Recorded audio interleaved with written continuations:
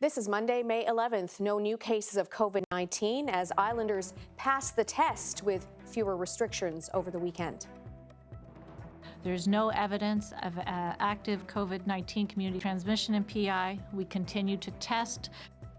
And as more essential workers go back and forth, the number of people being tested here will continue to go up. Good evening. Thank you for joining us on Compass. Islanders have come through their first weekend where some physical contact was allowed, and up to 5 people outside of your immediate household could be inside your home. But a note of caution today when it comes to physical distancing from Dr. Heather Morrison. For more details on that, Carrie Campbell joins me live in studio tonight. So Carrie, what is Dr. Morrison concerned about here? Well, Louise, basically that if we don't get this right, then we're going to have to take a step backwards in terms of reopening the economy. So today she said she was trying to clarify some possible misunderstandings. She offered a few tips in terms of how this works with these newfound freedoms that we have. So don't share food. That was one of them. If you're having a couple friends over to watch a movie, guess what? Everybody gets their own bowl of popcorn. There were also some caution around kids' sleepovers, saying keep those within extended family if you're going to have those for now. Now, Dr. Morrison said physical distancing is going to be with us for a while now, but these newfound freedoms could be taken away if necessary.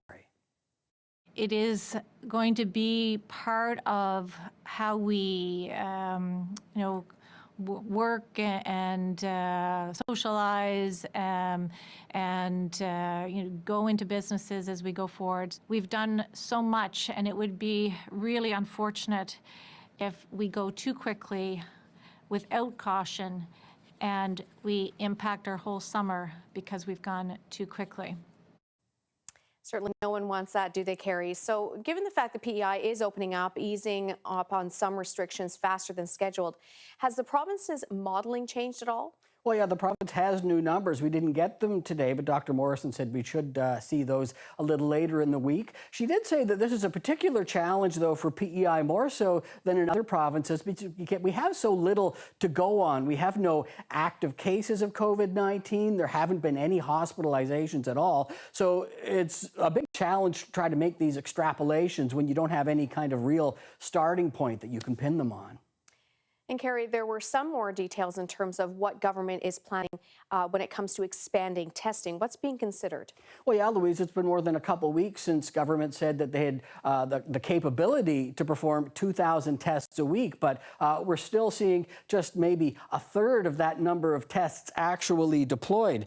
So Dr. Morrison said the plan is still to increase testing, but in areas of particular risk. So for one example, testing truckers and all essential workers every time they come in and out of the province. The numbers of healthcare, of essential workers coming in and out of the province is substantial. So probably a few hundred a week that we would like to add to that regular testing. No, so not just testing them once, but on a routine basis as they come in and out. And so that would be one priority area that we're really trying to focus on. So again, Louise, government says it has this capacity for more testing. We're just waiting to see it actually start to use some of that capacity. All right, thank you for this, Carrie. It's Carrie Campbell reporting live in studio for us tonight. Dr. Morrison was also asked again today about the possibility of travel between PEI and New Brunswick. More specifically, what needs to happen in order for that to go ahead. Here was her response. I don't think we're ready to do that now, but it will be, so the biggest factor will be time to see what happens as we start to ease up some of our own measures within New Brunswick and within Prince Edward Island. New Brunswick keeping certainly very interprovincial restrictions very strongly in place at this point in time. As we are, but looking to see what is happening over the next few weeks. But definitely still on, still a consideration for sure. And later this afternoon, the province announced changes to self-isolation rules for truck drivers. Starting today, truck drivers who have only traveled to New Brunswick no longer have to self-isolate for 14 days. They're asked to monitor for symptoms of COVID-19. Truck drivers who have traveled further and outside of Canada can now be tested weekly. They have to self-isolate until the results come back, but if it does come back negative, self-isolation is no longer required. A driver can be tested at the Confederation Bridge Clinic in Borden Carlton, or after hours, they can call 811 to book an appointment. Meanwhile, one PEI truck driver says he plans to fight a ticket he was given last week for not self-isolating. The long-haul driver passed over Confederation Bridge on May 1st, and he got a visit at home from an enforcement officer a few days later. He says he wasn't given a warning, just a fine. He told the officer he had to leave his apartment to get some food, and he doesn't think he should have to pay it. My mind is, I'm much more safe as somebody lives in the public and go to the store or something else. I think so, because I don't. It's not a pleasure to go to the Walmart and buy food. It's essential, not more. The Private Motor Truck Council of Canada has contacted the PEI government asking officials to waive his fine, but the driver says if they are unable to help him, he will simply pay it. CBC did reach out to the province but has not yet received a response. A number of fairs and events have been cancelled this season because of COVID-19, 10 today alone. Most notably, Old Home Week will not be going ahead this year. The others include the Tignish Irish Moss Festival, the PEI Potato Blossom Festival, the Prince County Exhibition, the Northumberland Fisheries Festival, the Crapeau Exhibition and Tractor Pull, the Kensington Community Harvest Festival, the Dundas Ploughing Match and Agriculture Fair, Les Festivals Acadiens, and the Eastern Kings Exhibition. The PEI Association of Exhibitions says the decisions to cancel were to keep people safe and also to follow the rules from the Chief Public Health Office when it comes to mass gatherings. We know more details tonight about what happened in that gun incident in Surrey Friday evening. People in the small town were warned to stay inside as RCMP spent hours negotiating with a man believed to be armed and was barricaded in a home. Well, today that man appeared in Charlottetown Provincial Court. Steve Bruce has more. Well, we now know that that man who ultimately surrendered to police and is now in jail is 25-year-old Donovan McCall. McCall is from the Surrey area, and according to police, this all happened at his friend's home in the center of town. Police were called there around 4 o'clock Friday. McCall was inside, alone, smashing things in the home. Police were told that he had a gun, which they eventually saw pointed out a window. One officer seeing what appeared to be a long gun exit the window, not at our members, but seeing that the gentleman had a long gun in the window. Safety was first, so we secured the scene as best we could. We contained him. Police cordoned off the area. They went door to door, telling neighbors to stay inside. They also delivered that warning on social media. Armed officers surrounded the home, and then negotiators got a cell phone into McCall.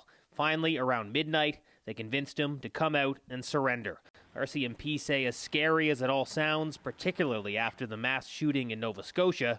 For the officers involved, the situation was not unnormal. It's normal to respond to these types of calls. Because the situation was contained to that house, and again, we had multiple officers covering every exit to the home. Again, we had control of the residents. Now that gun police saw turned out to be a long-barreled BB gun. McCall now faces several charges, including possession of a weapon considered dangerous to the public, mischief, and uttering death threats to police. McCall appeared in provincial court today virtually from jail. He didn't have a lawyer representing him, and he said that he doesn't want one. Though the judge said these are serious charges, and she highly recommended he get a lawyer before his next court appearance next week. Steve Bruce, CBC News, Meadowbank. Well, also in Surrey tonight, there is a growing concern over the number of out-of-province plates being seen in that area. The mayor worries they might be people stopping on their way to the Magdalen Islands ferry. Wayne Thibodeau has the details. Staff at McPhee's Market in Surrey say they've been dealing with out-of-province visitors showing up at their store almost daily. They turn them away at the door, but last week staff noticed customers they didn't recognize inside the store. We've had somebody from out of province, namely our friends or neighbors from Quebec, who are traveling to the Magdalens, and they were instructed at the bridge not to come into any public place or the grocery store, but they ended up coming in. They were asked to leave. The incident was reported to the Chief Public Health Officer. Anyone traveling through PEI to the Magdalen Islands ferry isn't allowed to stop for gas, food, or to stay overnight. Health officials say 15 cars were approved so far this month to travel through PEI to the ferry. Individuals who are leaving from their province of Quebec to get to their home in the Magdalen Islands do have permission to do so. The mayor of Surrey says residents worry travelers are stopping who aren't supposed to. There are more cars, more passenger vehicles going through Surrey with out of province license plate. And yes, there are seems to be more passenger vehicles going on the ferry. RCMP say they did fine a traveler $1,000 a couple of weeks ago for going into a Surrey business on their way to the terminal. Health officials say when visitors get off the Confederation Bridge, they are told not to make any stops on their way to the ferry. Surrey's mayor says that doesn't explain why there are so many out-of-province plates in her town. She's asked the province to investigate. Wayne Thibodeau, CBC News, Charlottetown. Well, after some very wet, windy, and at times snowy weather over the Mother's Day weekend, I think this was just a late Mother's Day gift with some sunshine and milder temperatures today. Was a little bit breezy. It will stay breezy tomorrow, but we will lose the sunshine. Some rain in the forecast, but don't lose hope. The long-range forecast is actually looking pretty good, and I'll get you those details just ahead. The province says its school food program is providing 4 times as many meals as it was when it started 6 weeks ago. Students registered in the program get a meal and snacks every day, 7 days a week. It was set up for families struggling during the pandemic. In its first week, the province fed close to 200 students. By the 6th week, that number reached just over 850. On top of that, some schools are delivering food hampers to individual families. When we put a call out to schools, it's unbelievable. People turning volunteers away, and they're coming in on a Saturday, and the weather's not looking great tomorrow. They'll be standing in the rain handing out food, but people are very eager to be involved and help people that are having a tough time right now. And it makes everyone feel a little bit better to know we can do something too, right?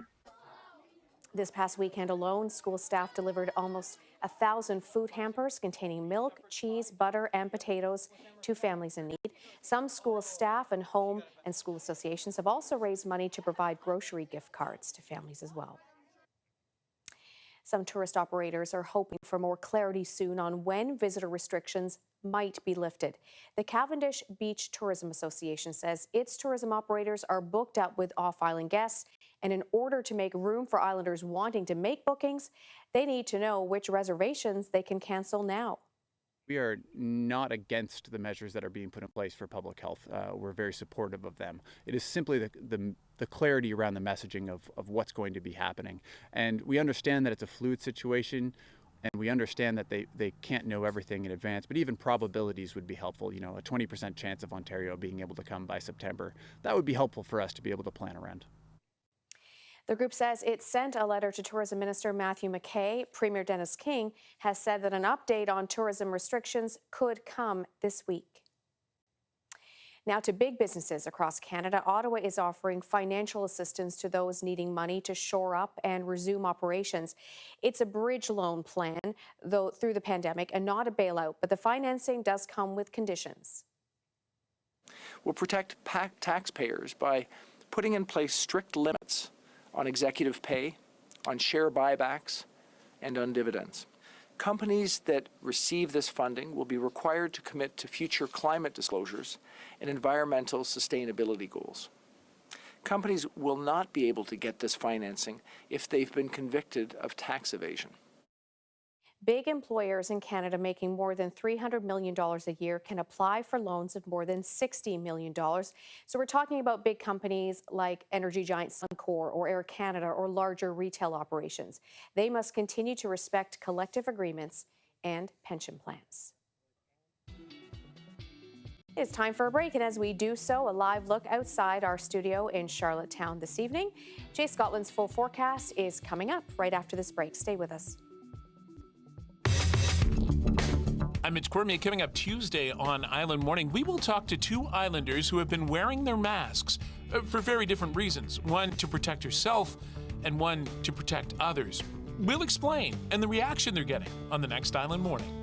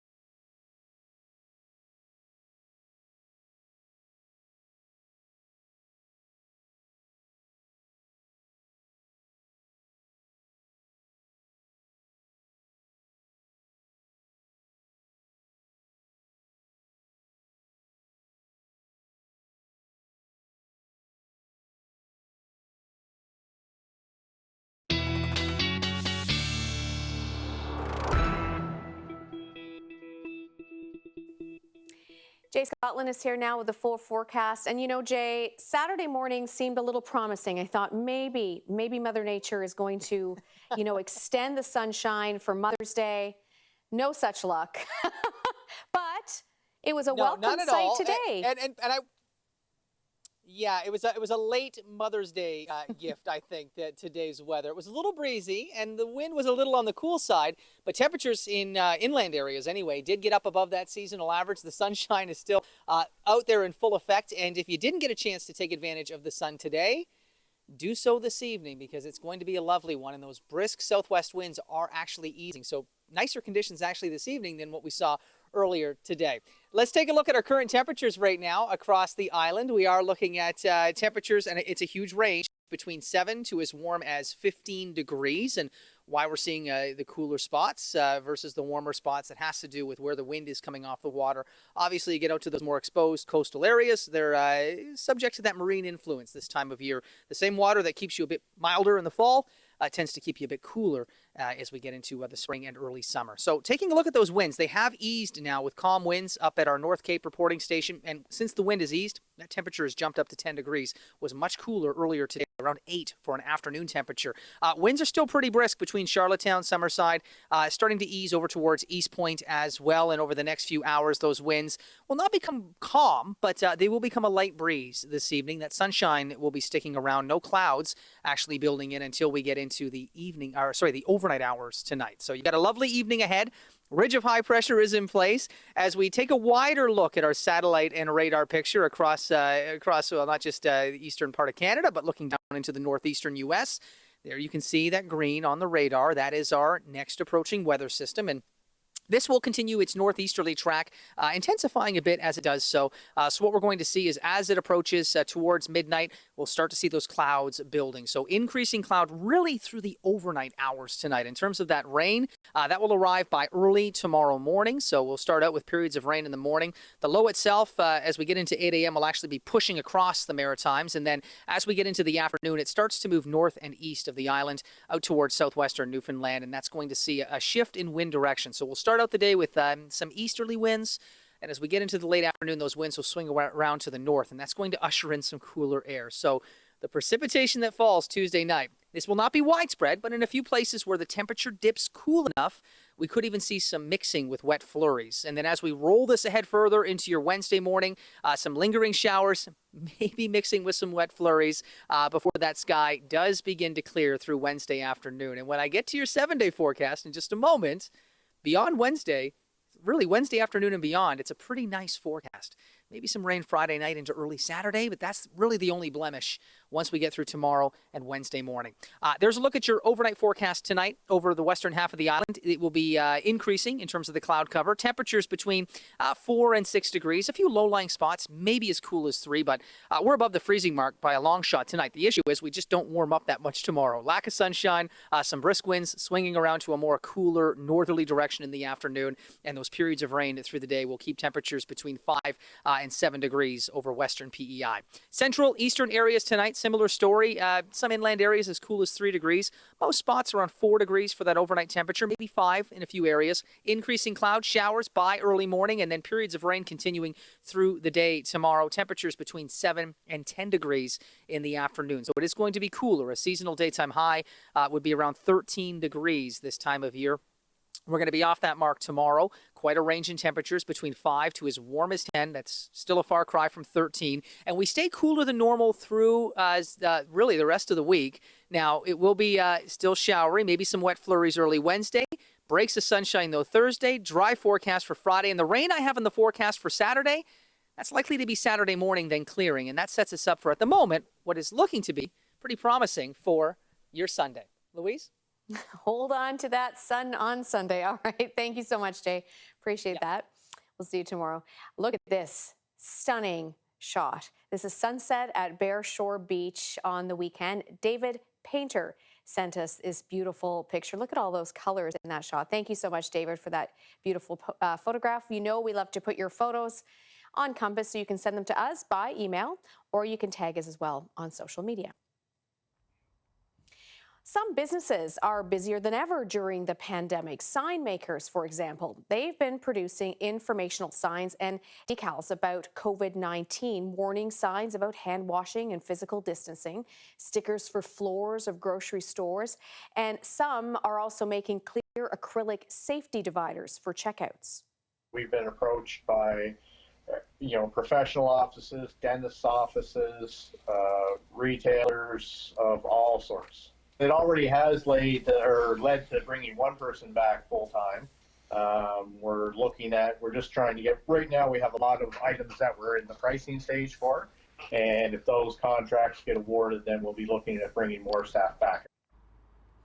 Both Signcraft and Sign City in Charlottetown say they could soon be facing one problem. Some supplies used to make floor decals and safety dividers are getting harder and harder to find. This is a time of worry and concern, of course, but increasingly we're seeing it's also a time of innovation. We have different lives.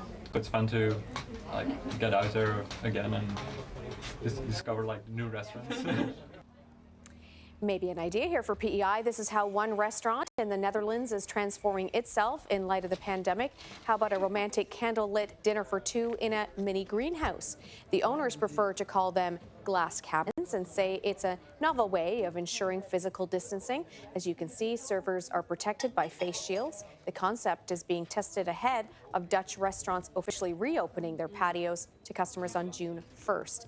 Looks like greenhouse dining is definitely one way to grow the economy. More Compass to come after this break. Stay with us.